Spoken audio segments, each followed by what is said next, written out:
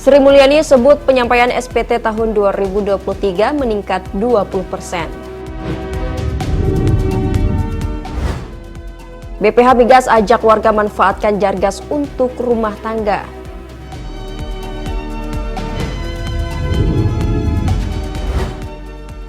Pemanfaatan sampah menjadi briket oleh warga Begendung.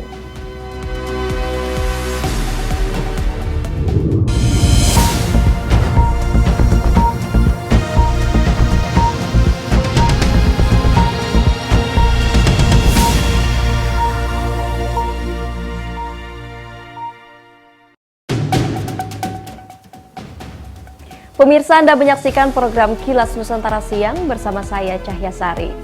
3 cuplikan kabar terbaru dari berbagai penjuru Nusantara tadi telah kami pilihkan untuk menemani jeda istirahat Anda siang ini Jumat 10 Maret. Kabar pertama datang dari Menteri Keuangan Sri Mulyani yang menyebut penyampaian surat pemberitahuan SPT tahun 2023 meningkat 20%. Penerimaan pajak hingga Februari 2023 juga naik sekitar 40%.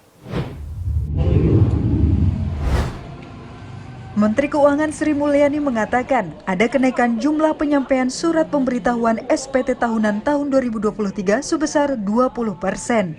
Usai mendampingi Presiden Joko Widodo di kantor pelayanan pajak KPP Pratama Solo pada Kamis 9 Maret, Sri Mulyani mengatakan total penerimaan pajak sampai Februari 2023 naik sekitar 40% dibandingkan tahun lalu.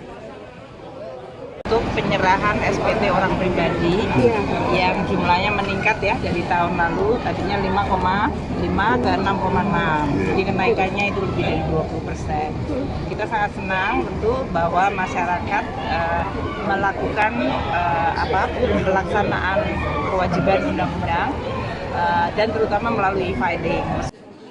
Pekan depan Menteri Keuangan akan mengadakan jumpa pers mengenai kondisi APBN seluruh penerimaan pajak dan cukai. Dari Solo, Jawa Tengah, Denik Apriani, Kantor Berita Antara, mewartakan. Sementara BPH Migas mendorong pembangunan jaringan gas kota atau Jargas agar dapat dimanfaatkan masyarakat untuk kebutuhan rumah tangga. Selain lebih hemat, hadirnya Jargas juga mengurangi beban pemerintah terkait penyediaan bahan baku.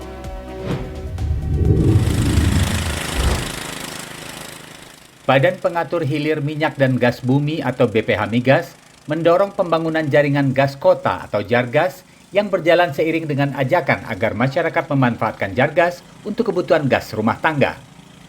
Salah satu yang sedang dikerjakan adalah penyaluran gas bumi bagi rumah tangga bersama PT Perusahaan Gas Negara atau PGN di Perumahan Wahyu Utomo, Kota Semarang, Jawa Tengah.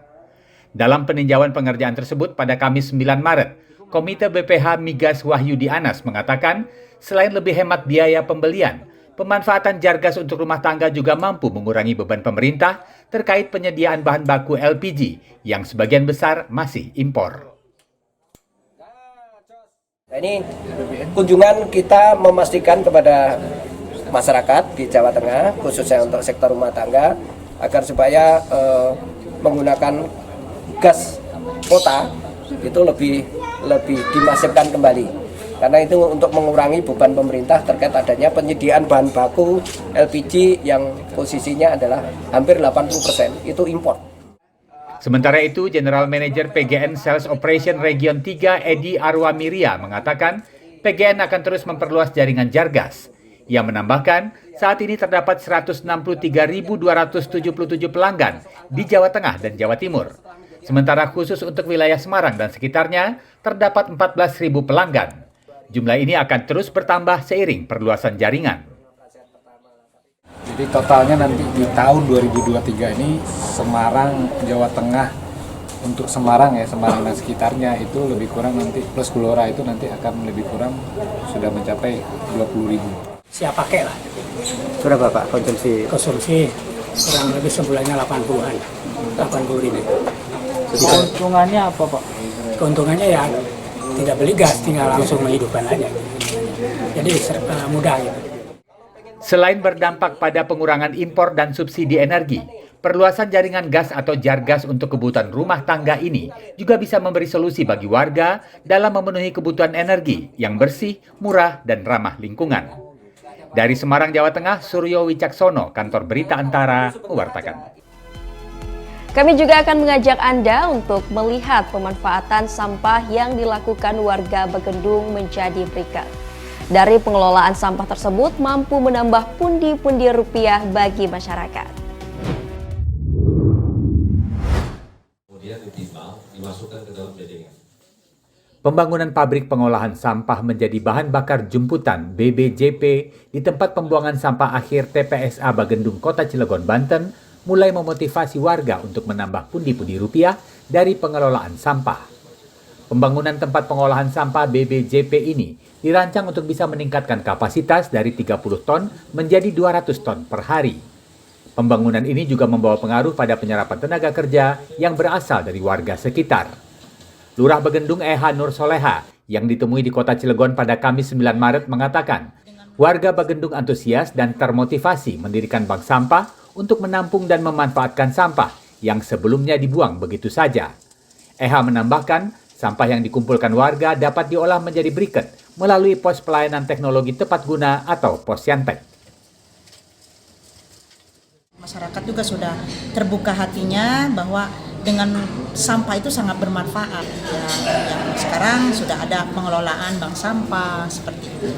Nah, insya Allah ini dari Posyantek pun dari Kelurahan Begendung berencana untuk berinovasi bahwa sampah pun itu sangat bermanfaat untuk dibuat menjadi briket.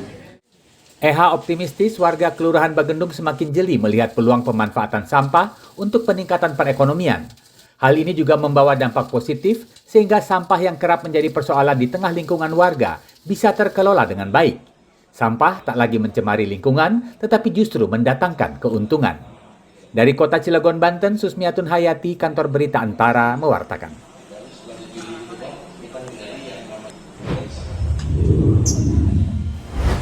Pemirsa, saksikan kembali tayangan Kilas Nusantara yang akan hadir dengan kabar terbaru dan menarik lainnya pada pukul 20 waktu Indonesia Barat nanti. Perbarui juga informasi Anda melalui laman antaranews.com, YouTube Antara TV Indonesia, serta kanal 124 IndiHome dan UC TV kami. Terima kasih dan sampai jumpa.